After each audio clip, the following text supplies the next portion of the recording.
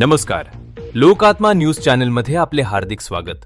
बातमी आहे, अंबड येथून गरिबांच्या घरावर डल्ला, घरकुल योजना भ्रष्टाचाराची आटोकाट खेळ, प्रशासनासमोर निवेदन दरवाजावर लावले।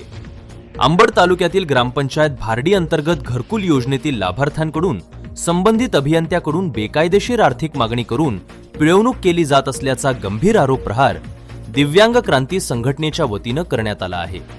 संघटनेच्या पदाधिकाऱ्यांनी पंचायत समिती अंबड येथील गट विकास अधिकाऱ्यांना दिनांक 2 जानेवारी 2026 रोजी लेखी निवेदन सादर करून तात्काळ कारवाईची मागणी केली आहे। निवेदनात नमूद करण्यात आले आहे की ग्रामपंचायत भारडी अंतर्गत अनेक गरीब व होतकरू नागरिकांना घरकुल मंजूर झालेले असतानाही त्यांना शासनाकडून मिळणारे अनुदान मिळण्यात अडथळे निर्माण केले जात आहेत। संबंधित अभियंता अनुदान मिळवून देण्यासाठी लाभार्थ्यांकडून बेकायदेशीर रकमेची मागणी करीत असल्याचा आरोप करण्यात आला आहे। निवेदनानुसार जे लाभार्थी मागणी केलेली रक्कम देतात त्यांचेच अनुदानाचे धनादेश काढण्यात येत असून जे लाभार्थी ही मागणी पूर्ण करू शकत नाहीत त्यांना जाणीवपूर्वक घरकुल अनुदानापासून वंचित ठेवले जात आहे। त्यामुळे आर्थिकदृष्ट्या दुर्बल कुटुंबांवर अन्याय होत असून त्यांची मोठ्या प्रमाणात अडवणूक होत आहे।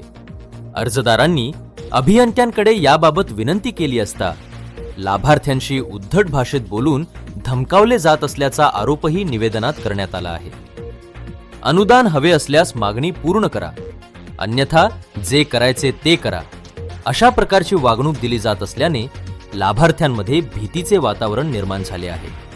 दरम्यान सदर निवेदन पंचायत समिती कार्यालयात सादर करण्यासाठी प्रहार दिव्यांग क्रांती संघटनेचे पदाधिकारी उपस्थित झाले असता संबंधित गट विकास अधिकारी व जबाबदार अधिकारी कार्यालयात उपस्थित नसल्याचे निदर्शनास आले। यामुळे निवेदन स्वीकारण्यासाठी कोणताही अधिकारी उपलब्ध नसल्याने संघटनेच्या पदाधिकाऱ्यांनी सदर निवेदन पंचायत समिती कार्यालयाच्या दरवाजावर लावून प्रशासनाचे लक्ष वेधले। प्रशासनाच्या अशा उदासीन भूमिकेमुळे घरकुल लाभार्थ्यांमध्ये तीव्र नाराजी व्यक्त होत असून लोकशाही मार्गाने दिलेल्या निवेदनाकडेही दुर्लक्ष होत असल्याचा आरोप संघटनेच्या वतीने करण्यात आला आहे।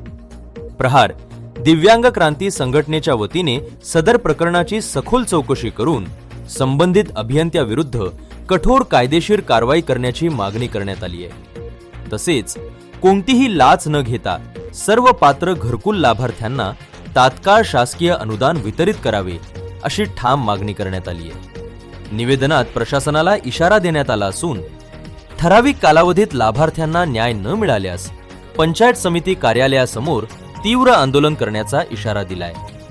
या आंदोलनामुळे निर्माण होणाऱ्या परिस्थितीस संपूर्णपणे प्रशासन जबाबदार राहील असेही निवेदनात नमूद करण्यात आले आहे। सदर निवेदनावर प्रहार दिव्यांग क्रांती संघटनेच्या तालुका व शहर पातळीवरील पदाधिकाऱ्यांच्या सह्या असून घरकुल लाभार्थ्यांना न्याय मिळेपर्यंत संघटनेच्या वतीने संघर्ष सुरू राहील असा निर्धार व्यक्त केला गेला आहे।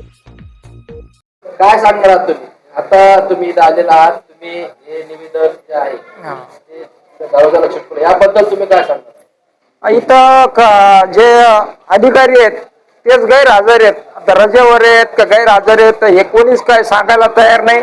आणि इथं ना कोणी आहे ना कोणी काहीच नाही, इथं सगळेच गैरहजर दिसायला लागले। तुमची काय मागणी होती आणि तुम्ही कोणाला भेटायला आले?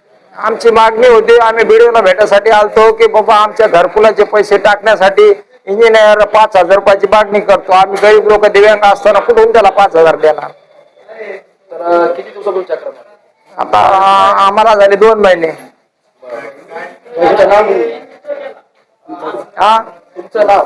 माझं नाव अर्जुन रामराव भुक्कल, प्रहार दिव्यांग संघटना अंबड शहर अध्यक्ष।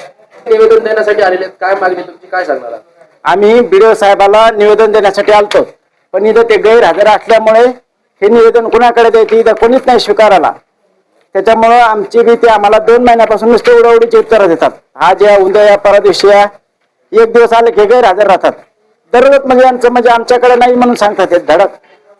काय मागणी तुमची? आमची मागणी अशी आहे की इंजिनियर लोक जे आहेत ते आम्हाला 5,000 रुपये दिल्याशिवाय आम्ही तुमचं पेमेंट टाकणार नाही। कुठल्या गावाचा विषय आहे? राहणार भारडी। हो। तुमचं नाव?